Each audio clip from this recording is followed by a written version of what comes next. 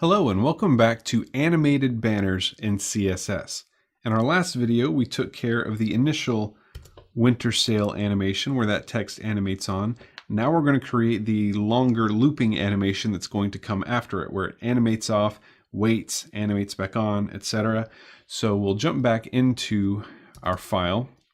And I've moved everything into a new folder, so all the changes we make here will be saved in the banner 12 folder.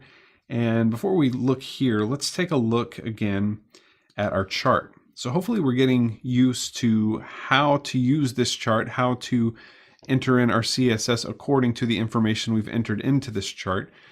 And we'll see that our paragraph 1 and paragraph 2, our looping animations here are a little bit different because we have this delay at the beginning and at the end of these transitions. So for paragraph 1, for our looping animation, we have this initial 5-second delay plus this extra 2% here. So we have a delay going from 0% all the way to 44%, and then we have an animation going from 44 to 48%, and then another delay that covers this 2% plus this 5% delay plus this extra 2% here. So this delay goes from 48% all the way up to 94%, with a animation afterwards going up to 98%, and then finally another delay going up to 100%. So that's basically how you would read this chart. We would add any delays that are right next to each other. You would add those together as a single delay in your CSS. So again, the basic keyframes we need here are 0, 44, 48, 94, 98, and 100%. And that's going to be the same for paragraph 1 and paragraph 2. The numbers are going to be different, but the percentages are going to be the same. So let's jump back into our code. And just to save a little bit of time, I've already copied something onto my clipboard that I'm going to paste. So I'm going to nudge all of the text work that we've done so far down a little bit, still inside this paragraphs section. And then we'll come back up here to the start of the paragraph section, and I'm just going to paste what I've done so far. So we've got these two rules for the text 01 loop and the text 02 loop, and I've entered in all of those percentages that we just talked about. So if you remember from our last video, our text, this particular text field, or these two text fields I should say, both animate onto the stage as part of the beginning animation that lasts 1 second, the one that doesn't loop.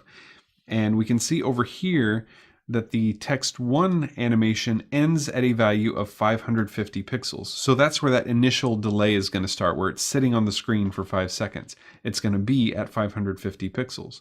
And that's the text 1. So we're going to come up here to the text 1 loop, and our first value here for that delay is 550 pixels.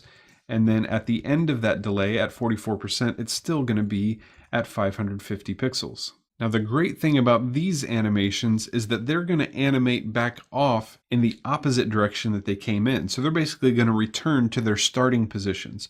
So for text 1, we're going to animate it back off to a value of 920 pixels, which happens over the course of this 4% right here. So it starts at 44% and it ends at 48%.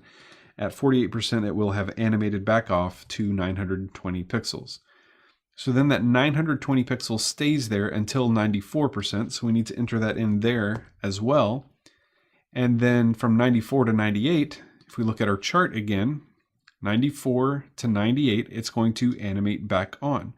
So for paragraph 1, we're going to animate it back on to 550 pixels, and then it's going to stay there, then it's going to stay there for the last couple of percentage points there. So it's going to stay at 550 pixels all the way up to 100%, and then it will loop back to the beginning. So for the text 2, we see that it starts at -200 and animates on to 610. So 610 is going to be the start of the delay for that one. So at the very beginning, this one's going to start at 610 pixels. It's going to stay at 610 from 0 all the way to 44%. So at 44%, we'll also enter 610 pixels there. And then for the next 4%, it's going to animate back off the stage to a value of -200 pixels. Then we're going to have that long delay from 48 to 94%. So it's going to stay at 200 pixels over the course of those 5.5 seconds-ish. and then it's going to animate back on. So from 94 to 98, it will animate back on to 610 pixels, and then it will remain at 610 pixels for the remainder of that animation up to 100%.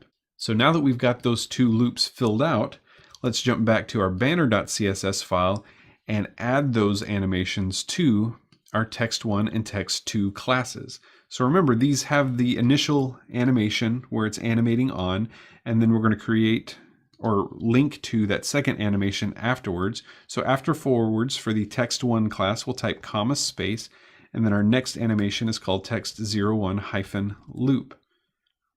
Remember that loop animation is going to last 12 seconds, so we'll type 12s there.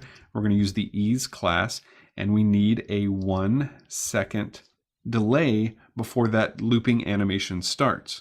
And keep in mind that that 1 second delay is only going to occur before the first iteration of that loop. So it's only going to be a 1 second delay the first time that this second animation runs. After it loops, it's going to keep looping continuously. That 1 second delay is only going to occur once. So we have our easing, we have our 1 second delay, and then we need to make sure that it loops over and over again, so we're going to use the value of infinite there. Then I'm going to copy this line of code here. Everything after the comma, or actually including the comma, we'll copy that, and then we'll paste it down here, and we'll just change text01 to text02. Now we're pointing to both of those loops, and it should work. So let's save that. We'll jump back into Chrome, and I need to navigate to banner12/banner.html, and we'll see if that works. So the initial animation worked, and we'll wait, and sure enough, our second animation works. So we'll see if it comes back together after it loops back to the initial animation, and it does. And so you want to watch it a couple of times, make sure that the loop is functioning correctly, and we see that it's functioning just fine. And there is a little bit of a delay there between when the heading text comes on and when this text comes on down here, and that's intentional. We want that staggered effect so that everything's not just going off all at the same time, and that looks pretty good. So with that done, in the next video, we'll move on to our next section of animation. Thank you for watching, and I'll see you then.